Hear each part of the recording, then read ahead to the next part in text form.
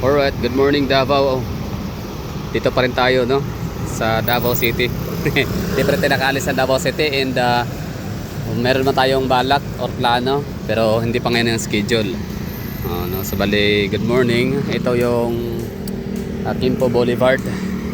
Yes, Quimpo Boulevard. Isa na to, no? Isa to sa malaki at pangunahin din na daanan sa Davao City. Main road, main thoroughfare, gano'n, no?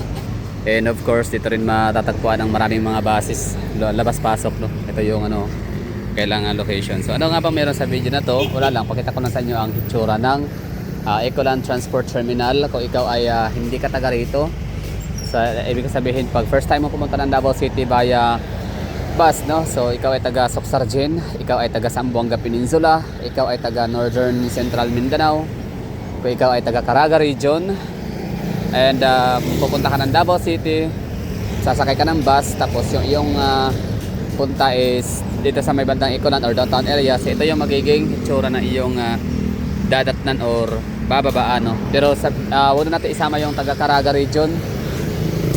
So yung taga Caraga Region kasi maaring bababa lang sila sa may bandang Buhangin, bababa sila sa may bandang Agdao, no? Or Boulevard, mga ganong location na binabaan nila. So hindi na sila aabot pa dito sa Ecoland Transport Terminal or Bus Terminal. Pero yung mga taga Socsargen, Zamboanga Peninsula, taga Barm Region, pupunta ng Davao City, so lulang kayo ng mga bases. So ito po yung makikita ko ninyo dito, bubungad sa inyo, no? Gigisingin na kayo ng mga conductor, driver na, Ecoland na, Davao na, Terminal. So ito ho yung inyong makikita. So tara, sasama ko kayo dito, no? Makita nyo naman dito, close up. Ano kaya hitsura ng Davao City, no? Kapag pupunta na tayo doon, yun ang mga katanungan kasi kadalasan, karamihan ng mga pupunta ng Davao. Ano kaya hitsura ng Davao City? Anong magiging impression kaya, no? Ano kaya ang forma? So ito yun, may kita ko ninyo dito. Although iba yung view sa aking POV kasi nga naglalakad lang ako dito, pero kayo kasi sasakay kayo ng bus. Pero dito kayo papasok, ha. Yan, Ecoland Transport Terminal. Exit and entrance area ng mga buses.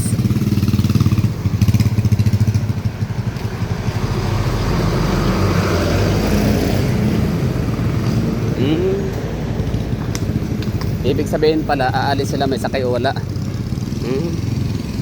So yan yun, bachelor, no? Bound for Mati, Davao Oriental.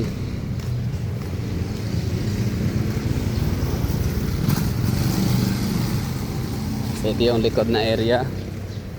Pwede rin pala papasok, dadaan dito yung mga private vehicle. Kunyari meron kayong susunduin, pwede kayo dito.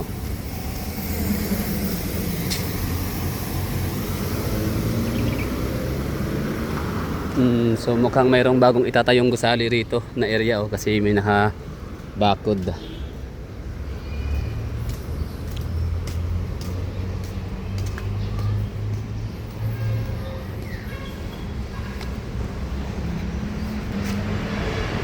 Yan.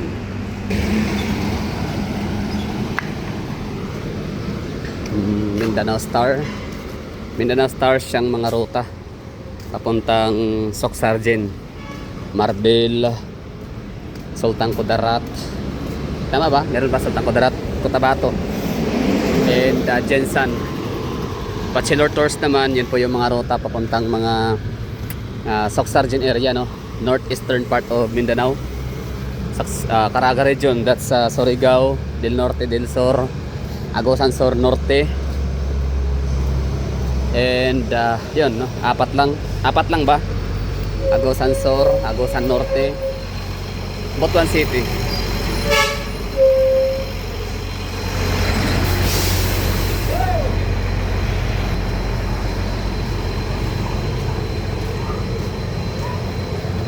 Ito yung makikita nyo dito agad na mga eatery. Pagkababaho ninyo dito, pwede kayong kumain. Pero mayroong Jollibee sa likod lang nito, ha, tapat kabila. Parehas lang naman ang presyo halos sa Jollibee and Carinderia. Although mas healthy nga lang ang sa Carinderia kasi nga may mga gulay, yun naman ang wala sa Jollibee. Pero pag masilan ka naman sa mga food safety and sanitation, so mas nakakasigurado tayo na standard ang procedure ng Jollibee sa pagpe-prepare ng pagkain. O ano nga lang, junk foods. So hindi naman lahat ng karinderya hindi sumusunod sa mga sanitation protocol. Kasi sa Davao napakahigpit dito ng sanitary. Pag may inspection, may sanitation na defect, close ka. Sarado, no? Tanggalan ka ng prangkisa or tawag dyan, business permit. So dito sa Davao City napakahalaga ng kalinisan. So lalo sa mga karinderya kasi yan pangkalusugan pinag-uusapan dyan. Okay, ito yon. Ang bababaanan nyo ay ito. Ayan yung mga nagsibabaan. Kita naman natin, di ba, kanina. So, saan ba galing yan? Parang Tagum yata. De Oro del Norte sa Davao region. Tapos yung naman, pinakauna namang hotel na may kita nyo dito, ito. Eco Green Boutique Hotel. Powered by Red Doors. Diba, sa mga nagtatanong dyan kung anong mga hotel na malapit sa Ecoland Terminal, ito yon, pinakabungad talaga siya pagkababa pa lang ninyo. Yan, Red Doors na Eco Green Boutique Hotel. So hindi niya kailangan makipagsapalaran maghahanap sa downtown area gaya dun sa aking mga pinopromote, no, pinifeature na mga Demorvi Hotel, basta may maraming hotel sa downtown Davao. Yan nga lang ay hindi ko maisigurado sa inyo or hindi ko maisisiguro yung bakante. Lalo kapag weekend, daming tao sa Davao na nag-check-in sa mga Demorvi, yung mga affordable na mga lodging in sa downtown Davao. Kasi alam niyo naman, Davao City is a regional government center, no? So ibig sabihin dito yung mga region meron sa Davao region. So it's region 11. So ibig sabihin lahat ng mga government offices sa iba't ibang probinsya dito makatatagpuan ng pinaka-regional. For example, Police Regional Office, di ba? Example lang yun sa Department of Education. Regional Office, Region 11. So dito sa Davao yan lahat makikita lahat. So marami tayong mga pumunta dito kumukuha ng mga PRC, for example, no? Nag-check-in sila sa mga hotel gaya ng Demorvi. Na in fairness din naman talaga sa Demorvi, kahit pa napakamura pero malinis din naman, maganda naman ang kailangan pasilidad. Yun nga lang, pasensyahan na lang talaga sa mga masusungit na mga empleyado, no? Lalo na yung mga taga front desk. Oo, kahit tingnan nyo yung mga review, yung mga reviews, grabe doon makikita talaga na hindi ka nag-iisa sa iyong complaint, no? Like simpleng smile or simpleng basta parang iba, parang pinagsakloban bigat ng mundo ang mga nasa front desk ng Demorvi.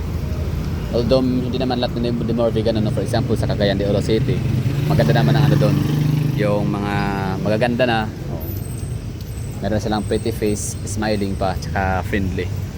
Pero dito sa Davao, susungit ng mga staff ng mga taga front desk. Anyway, so yun na siguro. Thank you for watching. Ito na ipakita ko na sa inyo yung itsura ng Ecoland Bus Terminal. So kung kayo natataka dyan kung ano kaya itsura ng Davao City, pagkababa ano kaya itsura ng Ecoland Bus Terminal na inyong bababaan. So ito ho yun, no? May mga taxi, may mga van, nakaabang maraming mga restaurants, karinderya, and meron ding hotel. Okay, so that would be all. Thank you for watching. Okay, additional ko pa pala ito rin ito makikita nyo to dito, lakad-laki ng konti, tapos yan meron kayong parking dyan, madadapuan, matatambayan, park ko yan dyan. So ito pala, harap na ng bus terminal ay Hall of Justice.